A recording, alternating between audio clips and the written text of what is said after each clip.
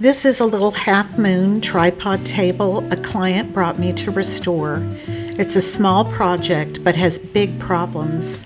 I applied a chemical stripper to the legs, covered them with plastic wrap, and let it sit for about an hour. I glued and clamped a split in the tabletop. I scraped and sanded the top and as much of the legs as I could.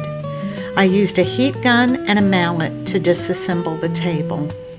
The tabletop was warped pretty badly. I soaked it in near boiling water for 15 minutes and clamped it to a concrete table and placed two 35-pound weights on it. It stayed this way for a week, and this got rid of most of the warping. I filled the split with 2 applications of wood filler and sanded using a 120, then a 220 grit sandpaper. For the details on the spindle legs, I broke out my sandblasting gun loaded with baking soda.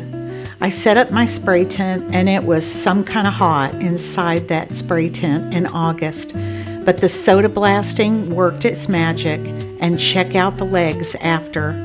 The baking soda leaves a rough finish, so I sanded back all the legs with a 180 grit to smooth them in preparation for stain. See, much better. After removing the sanding dust, I wiped everything down with pre-stain conditioner. Then my favorite part, stain.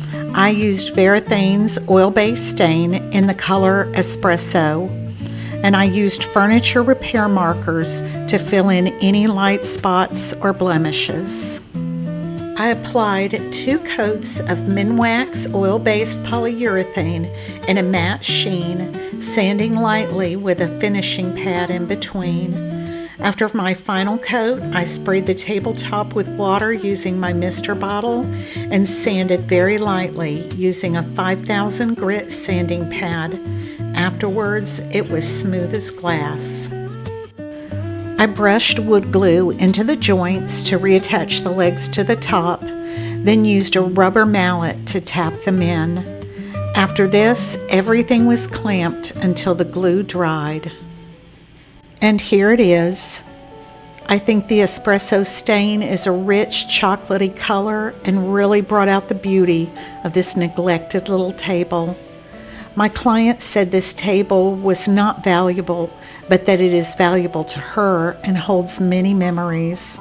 I'm so happy to restore it for her and her family to use and enjoy for many more years filled with memories.